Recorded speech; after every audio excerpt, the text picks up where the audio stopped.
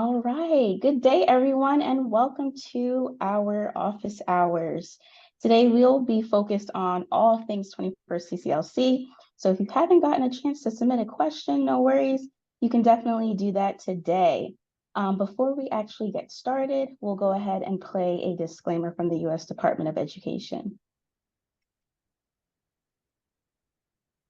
This resource was developed in 2024 by the Nita M. Lowy 21st Century Community Learning Center's 21st CCLC National Technical Assistance Center, NTAC, funded under a grant from the U.S. Department of Education Department and administered by Synergy Enterprises Incorporated under Cooperative Agreement Number 287E230009 with the Department's Office of Elementary and Secondary Education.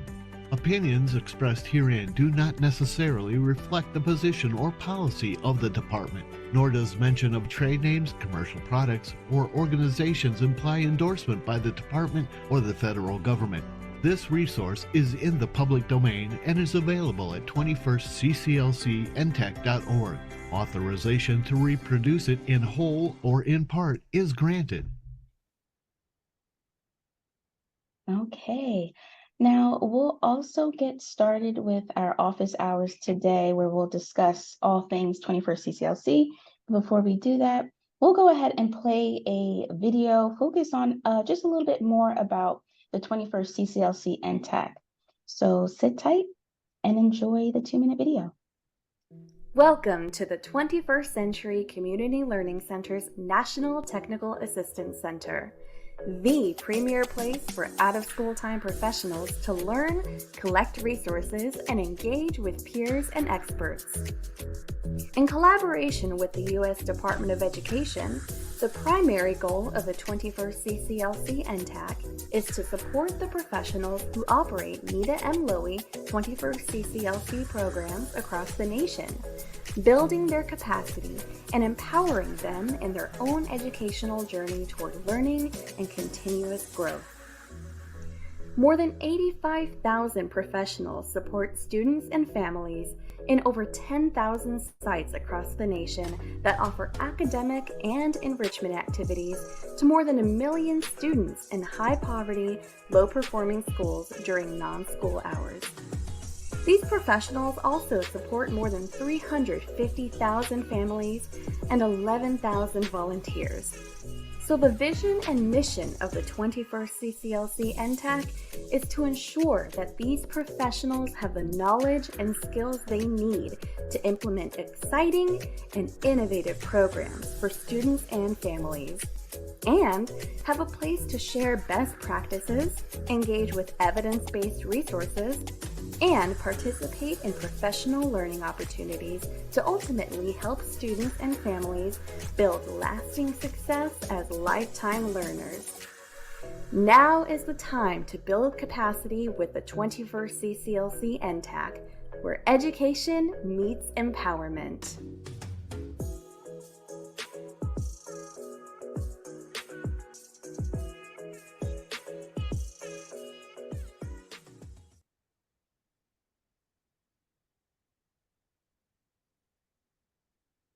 All right. Now, before we engage in any of our sessions, whether it be the huddles or the office hours or workshops and webinars, we would just like to share the 21st CCLC NTAC mission and vision. And so we would like to share that we are here to support everyone who plays a role in the implementation of 21st CCLC programs so that you can engage and empower your students and families. We do this by providing evidence-based resources, professional learning opportunities that build capacity of stakeholders, and many other things. Now, a lot of the supports that we provide are focused on a number of priority areas.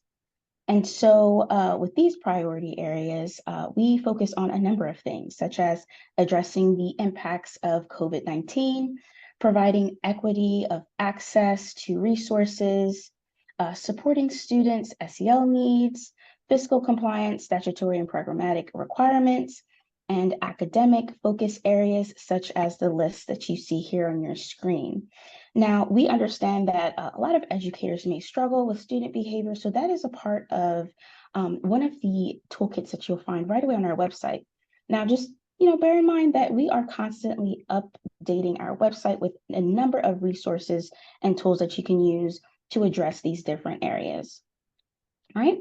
So today we have with us a few members of our NTAC team. So my name is Shanika Peck. I will be your host today for this office hours, and I'm joined today by Yana List, Andrew Francis, Brittany Stanton, and Chaz Sumners. I'll just give everyone just a quick second, a couple of seconds, to just introduce yourself and say hi to the group. Let's start with Yana. Hey, Shanika, it's great to be with you. I have been doing technical assistance for almost 5 years now, and I love talking about my experience and all of the different programs I've gotten to visit all over the US. So I'm excited to be part of this conversation. Thank you. We're going to make our way over to Brittany. Hi, everyone. Thanks so much for joining us today. My background is in music education. I spent 7 years in public classrooms, K-12, teaching music before moving to an out-of-school time program that was both after school and summer camp focused. And it's those experiences that bring me to this team of TA liaisons to help support others running OST programs, particularly 21st CCLC programs. So I'm glad to be here. Thank you. Thank you, Brittany. Let's make our way to Andrew. Thank you, Shanika. Hi, everyone. Happy to be with you as well. I've been providing technical assistance support to 21st CCLC programs for almost 5 years. That also includes providing supports for evaluation and quality improvement as well. Before that, served as an out-of-school time director as well. So happy to be with you, but to also learn from you as well as you share about your programs and your experiences. Thank you. Thanks, Andrew. And let's hear from Chaz. Hello, everyone. Thank you so much for joining us.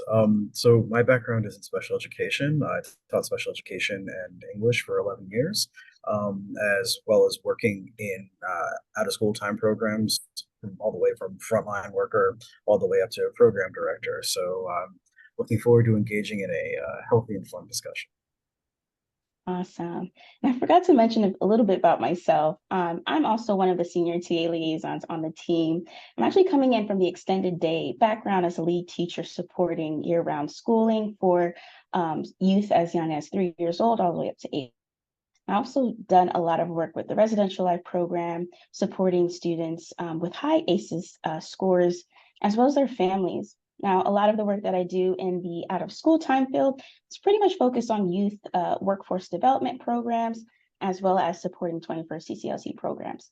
Now, we do have a number of 21st CCLC NTAC team members who aren't on the screen, but they are actually here with us today. And a lot of them are coming in with various backgrounds. We have a few who have an SEA background, some who have led in some amazing TA and support for out-of-school time programs. So throughout this office hours, we will ask the remaining NTAC team members to raise your hand and unmute so that they can share any insights or input that they may have to answer your questions that you have today. Now, if you haven't gotten a chance to do so, please feel free to introduce yourself in the chat. And then we'll go ahead and talk about what this session will look like for today. So as we move into our office hours, here are just a few quick reminders. All right, so again, we would love it if you can introduce yourself in the chat box. You can share where you're from. If you'd like to give a shout out to your program, feel free to do that. We will begin with questions that were asked during registration. If you weren't able to ask any questions at that time, again, you can do so throughout the office hours. You can do that by posting any of your questions in the chat box. If you have a live question, please raise your hand and then you will be allowed to unmute your mic if you'd like to ask your questions live instead. And then, of course, we're also here to share resources and solutions, right? So, of course, we will be able to provide some answers to your questions. You can use this opportunity as a think tank as well. This is a great place to collaborate with other programs and program leaders across the nation. So again, you can do that by dropping those things in the chat box. Now, all resources shared in the chat will also be shared in a follow-up email with those who have registered for this session. So what I'm going to do is I'm going to stop sharing my screen here because we do have a number of questions that came in earlier. Now, as I said before, if you have any questions, feel free to drop them in the chat box. If you're here to just listen, we would love to engage you in a conversation about, anything that you would like to know about all things 21st CCLC. All right, so we will start with our first question from Christine in PA. And she shared with us, I need to improve the attendance rate, number of students attending of our middle level program. So we're talking about grades 6 through 8. We are in a rural area that does not have many resources. We have done surveys, advertised on social media, etc. Need out of the box ideas. Well, Christine, is she here with us? Because you are in the right place today. Right. So again, we have a lot of people with a lot of background. I think we can jumpstart this answer by thinking about, what are the engagements, issues with engagement with our middle schoolers. From my experience, a lot of middle schoolers may already be involved in different activities from the school day, or they may be following the schedule of their older or younger siblings. But before I go into detail of that, I would love to hand it over to our NTAC team. Who would like to start us off with some out-of-the-box ideas? And I'm kind of going to gravitate towards Andrew, our evaluation specialist, because he's seen a lot of programs, especially in the Pennsylvania area. So we can get started right there. Andrew, how does that sound? All right, we can do that. So I don't know if this is in the box, out of the box, but the first place I'd like to start is that it's important that we do two key things, which is to one, collect and analyze the data as to what you're seeing, where your attendance is concerned. Dig deeply into who's attending, who's not attending, that sort of a thing. And then the next level where that is concerned is to understand some of the common barriers that may be affecting youth participation in the program, right? And you started to answer some of that, Shanika, in terms of there are some youth who have a desire to just relax and hang out in the program. And I found that there's a disconnect sometimes between what's promoted to young people and what really happens in the program. And we know we have to balance their needs for academic and social and emotional development with also what they want. They want to have fun. But we have to find that intersect between saying, hey, you can come, there's gonna be fun, but we're gonna do some serious things in a fun way, of course. So finding that intercept, it's important that we provide the space and time for them to do both of those things, right? Relax and hang out with friends, but also do some serious work. And that may include, we talk about offering field trips. We talk about just changing the scenery and what happens within the school day for them as they're in your program. You may find that they may have other responsibilities as well. Many youth may have family responsibilities. I recall a program I visited that for them, they have that issue, but they also have an issue with transportation and safety. And it just took having a conversation with the school principal, actually, and she opened everything, laid everything on the table for me as an evaluator and a TA provider. And I was able to make those connections with the program leadership and director. So, mending those relationships as well, so you can understand from the school day side what maybe some of the presenting issues is important as you unravel the barriers and unravel what the data is saying as to why youth are not participating. As you understand those barriers, you're in a better position to begin to craft those strategies. There are others I could share. Some of them are just bored, they're disinterested, and so forth. And we have to find ways to address that. So I'd say once you understand those values, I mean, those barriers, help the young people to understand the value of participating. You know, get down to their level and break that down for them. Show them what's in it for them, and that should be a big part of how we recruit. Also, working with families, that's important for them to also see the opportunities that their child or children can derive from participating in the program.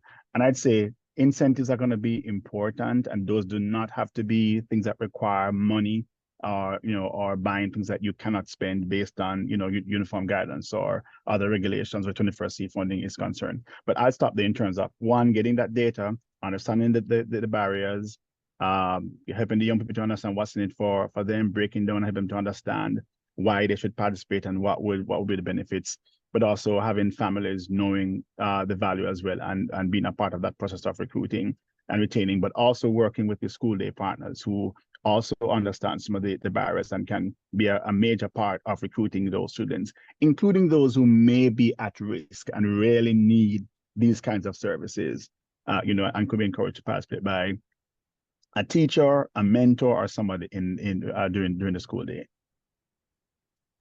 And you brought up a lot of great points. I'm still thinking about the data piece, right? So Christine, if you're using surveys, I wonder if you also have surveys or some input from families to share what they believe are some needs within their household. Maybe you can support them in that aspect.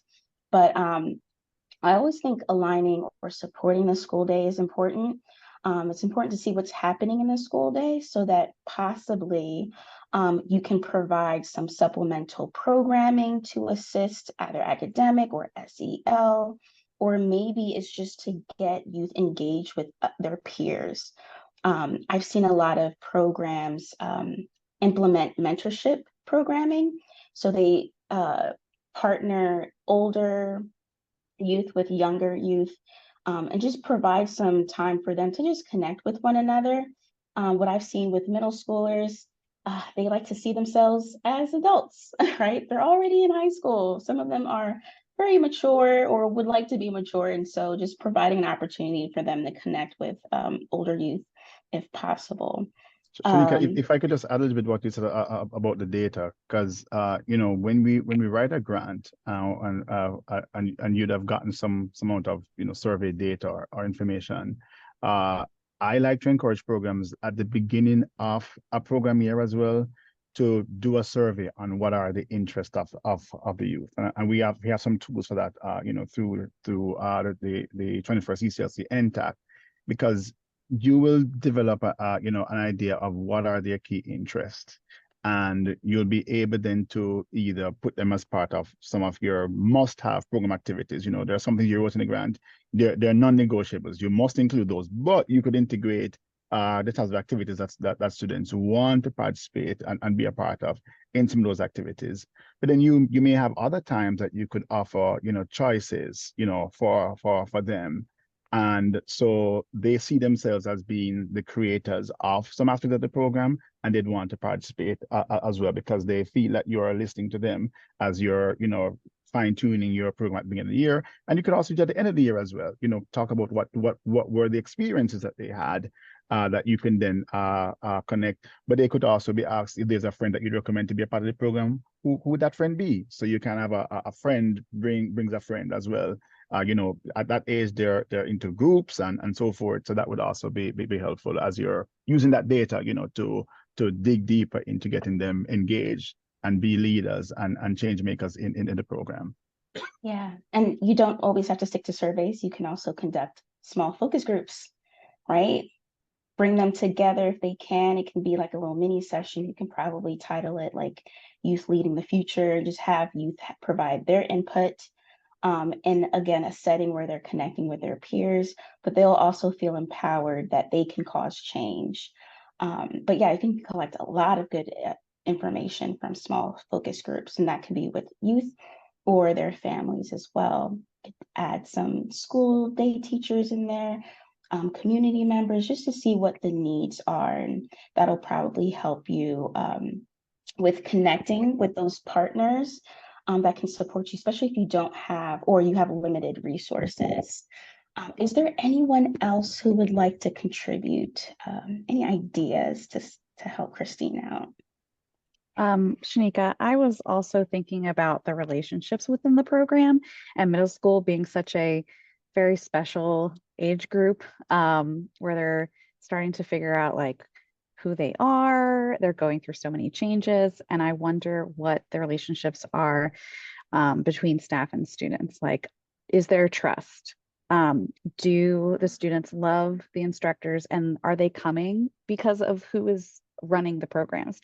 And I think about the things that different activities that you could do to try to like build up those relationships so that you can then move forward with the content and the activities and the planning, with a really strong foot in the relationships between students and staff.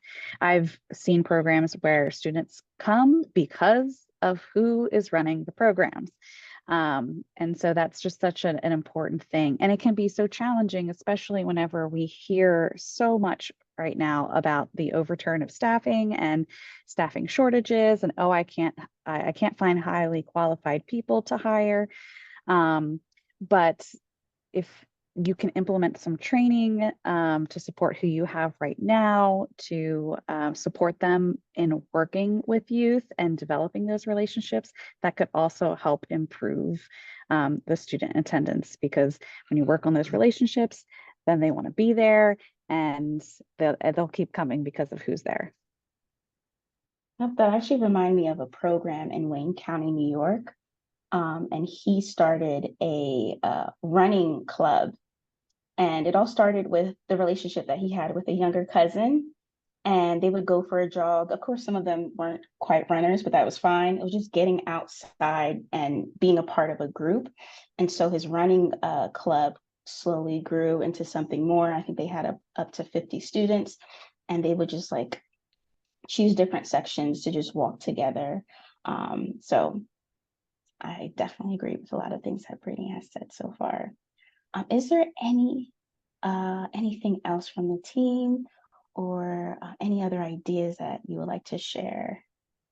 Yeah, Shanika, I'd like to circle back to the academic intervention part for a second, because I think OST time provides us unique opportunities to provide academic interventions. So I'd like to suggest a strategy called previewing, where you're working, in tandem with the school day staff, looking at what they're learning, what they're going to be learning ahead of time, and then you can offer little mini preview lessons during your OST time as a means of just like either academic intervention or helping other students sort of get a leg up on the new material that they'll be introduced to. And so sometimes you have students who might otherwise struggle with that material, but then because they had the opportunity of that previewing during your OST program, they can feel kind of like superstars, right? They feel like they get to the lesson and all of a sudden they feel more capable and they can help others who might be struggling. And that's definitely one of the goals of 21st CCLC programming, right? Supporting that academic piece. Okay, so hopefully we gave you some ideas, Christine. If you'd like for us to clarify on any of those ideas, or if you have any follow-up questions, feel free to ask. Awesome. What we'll do is we are going to move on to the next question. And I do see that we have a couple of questions coming in. Again, if you have a question that comes to mind, feel free to drop it in the chat. You can send it directly to the host or any of the co-hosts in this meeting. All right, the next question is from Kimberly in Oklahoma. And Kimberly needs ideas for family engagement in inner city areas. Family engagement is a hot topic for a lot of programs across the nation, right? And we're also thinking about our plans for the year with family engagement. I know some states have requirements. You should have at least 3 for some states, right? But how can we get families in the program and support them more specifically in the inner city area? who would like to take a stab at the first couple of ideas for family engagement? All right, I'll Brittany. chime in. So I had the pleasure of serving in a program that was in a city. And one of the things that we did regarding family engagement, we've really looked and listened to the culture of our community and what vibed with them, right? And I've shared this tip before, but like the community, that particular community, they were very big on like getting together and sharing meals. And so we did potlucks. And potlucks aligned with all of the other things that we were doing in a family engagement meeting. They were called SIPs at 6:30, so it aligned with the dismissal times of the program, so families could come. They'd have some food together, and we would share information or do the presentation or the workshopping with families at that time.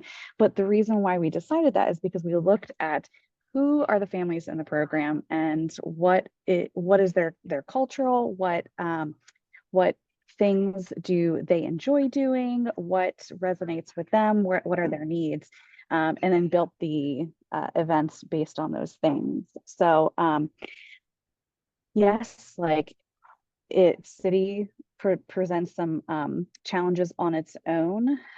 People with transportation challenges, public transportation hours might not align with later evening events or work schedules of families. So you really have to look at all those pieces for where you are and find something that's going to meet their needs, but also meet it at a time that works for them.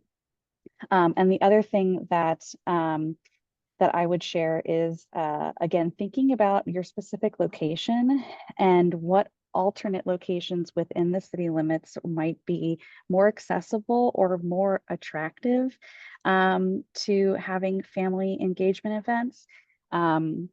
We hope that your center, your school, wherever your program is in a safe space, but do the families feel that way? Would it be better to have it at a public library? Would it be better to have it at a rec center? Thinking about those kinds of things. And there's also a little bit, there's like an allure to going somewhere else other than your program space for family engagement events. So that's another thing just to kind of think about. Thanks, Brittany. You actually made me, I thought of a couple of things that I've done in the past with families. And this is right around the time of COVID. And so a lot of families were depending on using their hobbies to generate some form of income. And so that actually led us to hosting a neighborhood resource fair so that families can share what services they can provide, and then they would exchange services. We had a lot of families who were in construction or landscaping. We also had a few parents who were cooking and making platters. Some were crocheting and making items, and along with families sharing and exchanging services. We also invited some departments and offices that were able to provide housing assistance or information on housing assistance. We were also partnered with one of the universities in the area to help support legal advice for a number of our families during that time. There were a couple of other offices that we worked with to help just get some information out there to support families who would be first-time homeowners. And then, of course, we had our community center focus on supporting families or parents or godparents or family members of youth who were interested in going back to school but don't know where to start. We also help them out with, obtaining their GED. We scheduled a couple of mock interviews for those family members so that they can prepare themselves for those upcoming interviews, and then just follow up with them to see, how it went and how else we can be supportive. So there's a number of ways to engage families, but it's really helpful if you engage businesses, because they can also support you in terms of like what Brittany mentioned, like locations. But if you're thinking about families who may not come out to these events because of childcare, or maybe it's during dinner time, there are some businesses who would like to get their name out there, and they may be able to sponsor or provide some kind of in-kind donation. So it's really important that you get a sense of who is in your area and who is willing to help. I think we have another. Is there anyone else from the team who would like to add some ideas? Oh, look at that, Sean. Hey, Sean. So Sean is another member of the NTAC team. And Sean, do you want to unmute your mic and share what you posted in the chat? Sure. Hi, Shanika. Hello, everyone. I missed your voice. How are you? Good, good. It's nice to see everybody. I was just sharing in chat. So I worked in inner city Houston, in 3rd Ward and 4th Ward, in those areas. And as Brittany was saying, and as we've shared here, our first challenge was, of course, just getting families going to events that we host. Like a lot of the families, whether it was a parent, a guardian, a brother, sister, they were like, I don't want to go back to school when it's over. Like, school's out. Like, why go back? So our first thing was getting them in, and food was how we did it. Honestly, we donations, scraping together whatever we could do to get food. That was a big draw. So Brittany, thank you for your comments. But we always question, like, what could we do to level up? Like, how could we get it, if we got them engaged and we're focusing on all the safety, social emotional needs, and that aspect of family engagement, what could we do to impact academics? And we found that, like, parents didn't really understand what their kids were going through in school. Like, it's kind of like Mr. Incredible was like, when did they change math? Parents were like, when did they change math? I don't know how to teach my kid math. So we implemented something from Dr. Maria Paredes from the University of Arizona called academic parent teacher teams. And it was basically where, like, teachers would come in and they would work with parents in a very friendly way to say, hey, here's what we're learning in math class. And the parents were like, oh my gosh, kids have to do this, and when they started understanding what their kids were going through, all of a sudden they started getting engaged, and it was like they were all learning together. And it was an evidence-based practice that really worked, and it drew it. Now, I'll be honest, we didn't have thousands of parents coming to our family engagement activities saying, hey, let's learn about math. But we did have some, and the impact was tremendous to the youth attending. And then the biggest thing was when the parents saw how much the teachers really cared about their students, and the students saw the parents and the teachers all creating this relationship, that just exploded family engagement. Like, people were all of a sudden, school was not school, it was a true community intervention. So I put an article in there if anybody wanted to read about it, but I'll be quiet now. I just had to share. That was great, Sean. Thank you for sharing. And again, just a reminder, if you have any resources to just help answer any questions, or if you think it's a great article or good read for us, definitely drop it in the chat. It will be super helpful. All right. Thank you from Kimberly. And again, any other questions, feel free to drop it in the chat. If you'd like to answer live, just raise your hand. What we'll do is we will move on to the next question from Deanna. Hopefully I'm saying your name right. And this is regarding fiscal compliance. So all of my fiscal management people, get ready, all right? Okay, so the first question regarding fiscal compliance is, are professional development costs required 2% or more supposed to be calculated from the total budget allocation before or after indirect costs?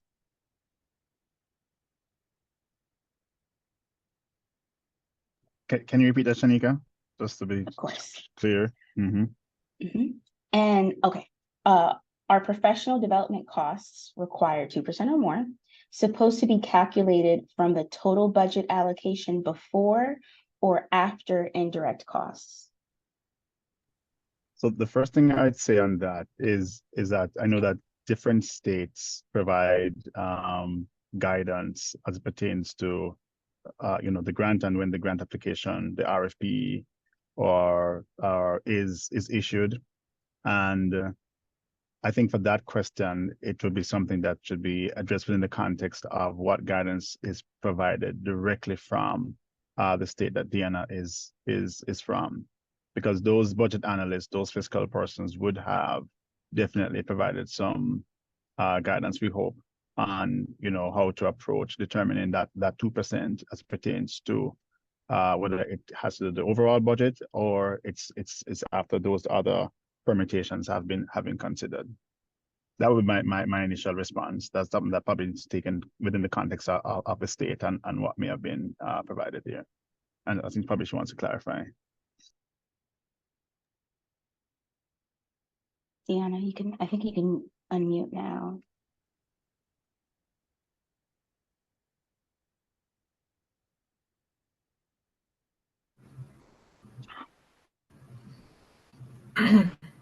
Thank you.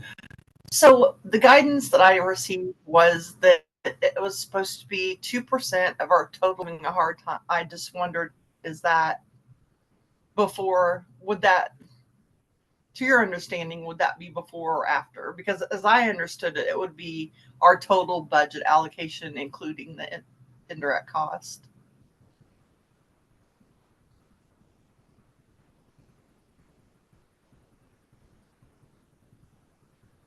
That would be a fair assumption, but I think that it's probably best if you reach out to your budget analyst or your program officer in your state just to get the direct and specific guidance from them on that. But that would be a fair assumption that it's the 2% of the overall budget allocation for the program. But I would double check with the program officer just to ensure that you are moving in the direction that they are moving in as well, and what their overall approach to the budgeting is as well. Absolutely. Thank you so much. No problem. What we can also do is just drop the uniform guidance in the chat.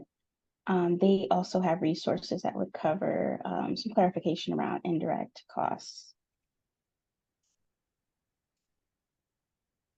All right, and again, anyone from the NTAC team can chime in and help address Deanna's question around fiscal compliance.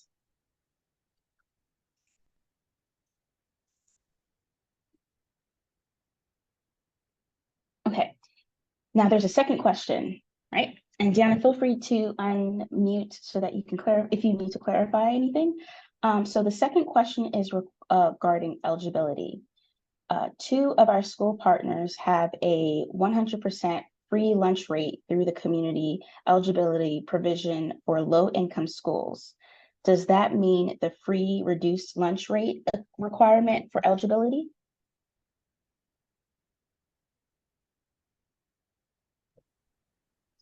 So if Deanna can also unmute again and just share with us. So we're talking about now the eligibility requirements that would have been outlined in the grant request proposal, right, Deanna? Yes, so we have the requirement is a 40% or more free or reduced lunch rate, but 2 of our school sites use the community eligibility provision for low-income schools, and so they're 100% free breakfast and lunch. And so without, if I go to our state's website that shows free and reduced lunch rates, it's reflecting a percentage, but that's not accurate because those sites go through the CEP program. And I have asked our state about that, and they haven't been able to really answer to that. Deanna, what state are you from? Indiana.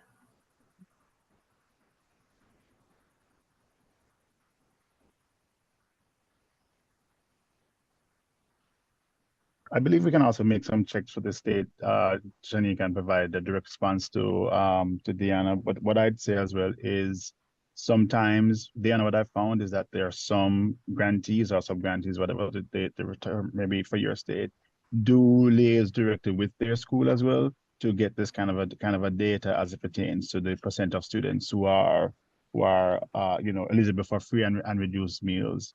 So that would help you with meeting that eligibility requirement. Or, we could explore further as to whether that community eligibility provision would work in lieu of what other data may be available, essentially. But I would check to see if the school has that kind of a data as well that you're working with, because that would also allow for you to be able to narrow down as pertains to meeting that requirement, and then further dialogue with the state as pertains to, in lieu of the school having that data, using the community eligibility provision as well, especially in your case where you mentioned that for the two sites, 100% or so are meeting that criteria at this point in time. Thank you. I appreciate your help on that. And what we'll also do is just follow up. We'll follow up with the state and see if we can get some clarifying answers for you, Deanna, because I know that Indiana is a part of one of our senior TA liaisons lists. So as a part of our supports, we like to conduct like a needs assessment and understand what the requirements are and how we can best support them. And that includes fiscal requirements. So we'll be in touch. Thank you much. No problem. All right, so let's go back in the chat. Are there any other questions that we can help answer? Or if you have any ideas and you would like to use this office hours to just troubleshoot some ideas or use it as some form of think tank, feel free to do so. Again, you can drop your question in the chat, or you can raise your hand and let us know that you'd like to unmute and share.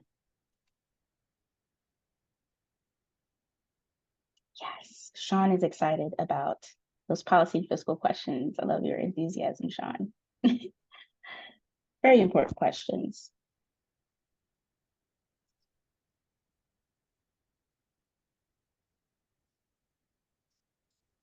All right, so as you all, like some of you may be joining in and just, you're just here to listen, that's fine. Again, you can share any questions.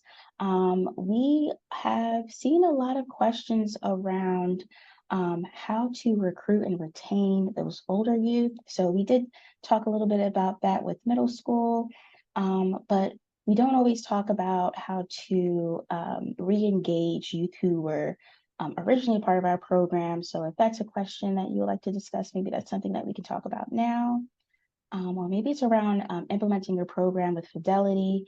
I know a number of people on our team are eager to talk about that as well. What are your thoughts, team?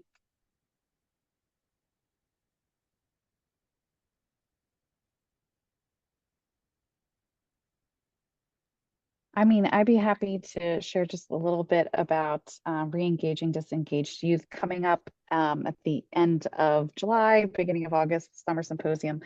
The NTAC team will be presenting a session on re-engaging disengaged youth. But I just want to reiterate some of the things that Andrew said when we were talking about middle school. It's the same, it's the same, right? You need to understand what the barriers are and what the data shows. So consider doing surveys or focus groups to understand why they have become disengaged, connect with those families. Thank you to Miguel in the chat. Yeah, re-engaging relies heavily on being connected to those personnel in the program. With our high school age students, we know that there's just so much going on for them, right? They're worried about graduation. They're worried about what comes next. They're worried about a job and having money. And can I buy my prom dress? And, all those things. And I would recommend looking at, what are those specific needs and interests of those students, and figuring out how you can wrap those things into your program and then wrap academics into all of it, right? We want activities that are aligned with the school day, but that are specifically meeting the needs of those high school students and preparing them for that next step beyond high school. Also considering, how you can build life skills and workforce development. I know that there's great workforce development programs for youth where they have opportunities to learn trades or skills that they can then apply later on. College prep, just having those conversations with youth about, hey, what's coming next for you? Have you thought about all these options? And understanding them is the only way that they're going to be interested in coming to your program. It can no longer be like, let me just sit down and do some homework time, because they can do that anywhere, right? It has to be very targeted, very intentional, and figuring out from the get-go what is it that's causing them to get disengaged in the first place? What are those barriers, and how are we not meeting those needs? Those are the biggest things that I would say. All these are very brief highlights of what we'll be talking about at Summer Symposium. Oh, that's great. Thank you so much for sharing, Brittany. Hopefully, those of you who are joining us today, you're able to join the Summer Symposium. We have a number of workshops that will cover a number of topics. Now, we do have a couple of questions that just came in. Let's go to Valente. And they asked, what is the best way to begin or start a new program within the first year with the grant? So you probably just been awarded. What's next, right? After you've been awarded, what is the best way to begin a new program? And this is open to everyone on the team. Who would like to get started first? How can you begin? It's your first year. Brittany, I hate to put you on the spot, but I feel like you've definitely done this before with your arts program, right? Yeah. Yes. So I was running a program that became a 21st century program. And the core components of that program was academic support and music. So it really, already ticked a couple boxes as far as requirements for 21st C. The first thing is, are you a school-based program or a community-based program? Because I think those are two very, very different things. I'm going to assume that you're a school-based program. I would start those partnership conversations with the school day staff now, and start recruiting families as soon as you can, right? Getting them on board. Also laying the groundwork for what are the first things that you're going to do once you have students in that program, making sure that it's highly structured, highly engaging. It may not support academics the first week or two because you're going to spend time on building those relationships with students, but be intentional and plan all that stuff out. That way, once you welcome those students in, you know what to do, your staff knows what to do, and you start really, really strong. Also, you're probably thinking about staffing and who you're going to have to run your program. I would make sure that as you're thinking about and beginning to welcome folks to interview or whatever your process may be, that you also plan for a strong onboarding process, so that you are planning and implementing things with fidelity from the get-go, that staff know what to do, what's expected, what the procedures are, that they're trained. Those are all going to be really important to make sure that you have a really strong start. Also, we have, thank you, Candace, in the chat, to know your grant application inside and out. Yeah, absolutely. Especially if you are a program director or coordinator that was hired, that was not part of writing the application. Know what is in that application, know the data behind it, know what the needs assessment says, because all of that is going to inform what you plan to do with the students in your program. It may seem like a lot, and we certainly empathize, but we're here to support you. And I'll also plug another session that you might find helpful in August. We'll be doing a series, a 3-webinar series specifically for new program leaders that will be going over everything 21st C, how to design and implement activities based on needs assessment, and so much more. So mid-August, 13th, 14th, and 15th, we'll be hosting those webinars for new leaders. Also from Sean, you're not alone. You're not. You have us. Call upon us. We'll help you ask questions, and sign up for the newsletter because there's always wonderful tips in there too. Thank you for those awesome gems, Brittany. And you mentioned recruiting families. So that is a great segue into the second question, right? All about selecting students. So many schools have different processes of selecting students. What is the most effective and proper way via policy to select students? We're opening the floor. I'll chime in again. And I don't know how different this might be from state to state, but typically there are requirements set within the RFP around student enrollment. And I really would, there's 2 ways that I've seen this go about, right? There's the RFP, which typically, to my recollection, will say something like, come one, come all, right? In not so many words. And that's a really good strategy to start with because you want the numbers. You need the numbers. That's very important.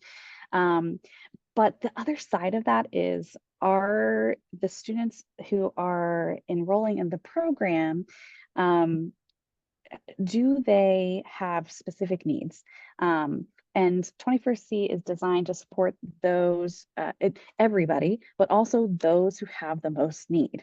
And so looking at the data for the school, if it's a school-based or if you're community-based, working with that school day partner and understanding the data around what are the needs and who has those needs, and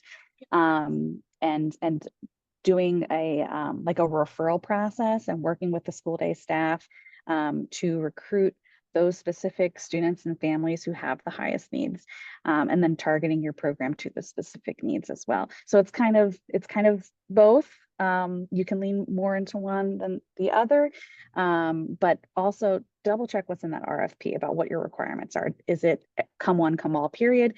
Or do you have specific targets that you absolutely need to meet as far as serving students that have high needs?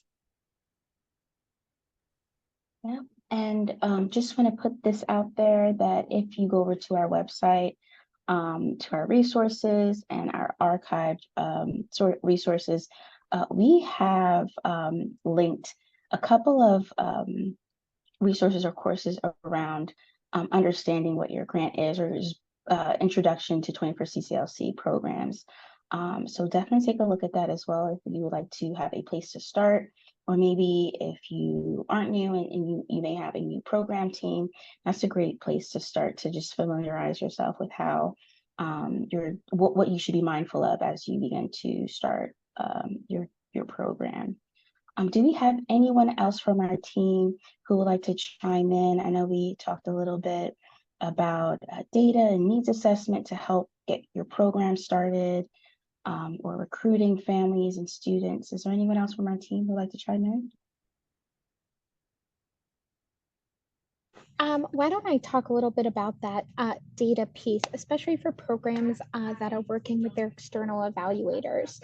I think one of the things that I encounter the most, and I do a lot of data work, is that it is just a matter of having all your data in one place, and that can be really tricky, especially for community-based organizations, community organization-based organizations. I'm sorry, my words just I said organizations too many times. Sorry about that. Anyway, because there's always that process of getting access to the data from the school district. So really for making sure that your data is orderly and your needs assessment is going to be complete, the most important thing is to have a strong relationship with your school district, especially for those CBOs. And really what that means is having a point person in your school district who knows you, who you've had conversations with, who is going to be able to provide you with any of the data you need and your local evaluator needs in order to complete your annual reporting requirements. And so that's something where it's going to be really helpful to schedule meetings with administrators or data personnel, whoever might be relevant in your district or the districts that your program serves. It's going to vary based on the size of the district that you serve, to really communicate to them the value of 21st CCLCs and really tell them how your program will support the work that they're already doing during the school day. And when you are able to get that buy-in from the administrators, it becomes much easier to maintain that regular communication and also to then regularly get access to that relevant student data, which is going to be part of your reporting to the school district, to the state. Now, we know that sometimes it can be hard to access that data. And so that's why it's really important to have those conversations early. So if you're thinking about what's going to be happening during the school year, it is time to schedule that meeting for end of this month, early August, before kids get in the door, so that you have a relationship, you have a plan, you draw up a data sharing agreement. So everybody's on the same page from the minute kids walk into the door in school and in your out of school time program. And then trying to keep very careful records of when you're getting that data in, usually in spreadsheet form, titling the spreadsheets in ways that are really explicit with the dates you receive them will then just be very helpful for passing them on to your local evaluator and making sure that that data processing is much easier, which is one of those things that is easy to do when you first get the data, but the longer you've had it, the more it's hard to keep track of what it was and when you got it and who gave it to you and all of that information. So when you get a new spreadsheet with any kind of student data, make sure to really explicitly title the data of what it covers, what information is in there, when you received it, if it covers a certain period of time, all of that. That will make your local evaluator's life much easier, is something to keep in mind as well. And all of that will always continue to inform your needs assessment and that continuous improvement process as well, because when you're able to access that student data over time of how they do on progress monitoring and how they do on the state assessments, that will help you track how your students are doing. That will help you identify which students might need the most support and also help confirm the really meaningful ways that 21st CCLC support students learning. Awesome. Thank you so much, Yana, and especially for letting us know what we should start with between these 2 months, right? So what we'll do now is we'll slowly wrap up. I do want to share other ways to stay informed with us. Brittany mentioned this a bit, and Dave also dropped a link to our newsletter in the chat. But if you haven't already done so, take a look at the website at 21stcclc NTAC.org. You can also send us an email at info@21stcclcntach.org. Sign up for our newsletter, or you can also follow us on social media, whether it's LinkedIn or X. I do want to take the time here, just fill out that feedback poll that was just released. It's very quick. You could do it in like 30 seconds. Let us know if this session was helpful. And hopefully we see you at the next office hours. If you have any additional questions, you are more than free to reach out to us. We'll definitely follow up with a few of you. And if you'd like to just get us into your state to support your overall program, go over to that website. You know, you can also submit some TA requests if you need us to help build the capacity of your program or your multiple program sites, we are available to do so. So once again, go ahead and fill out that poll, stay informed, connect with us, and that pretty much wraps up our office hours for today. I'm gonna stop sharing my screen. Thank you everyone for joining us. Thank you 21st CCLC NTAC team. We're rolling deep today. We have a lot of people. Hopefully everyone were able to leave away with some great insight and things that you can accomplish as soon as you get back to your program. Thank you all participants for participating and asking your questions. It's definitely helpful for us all.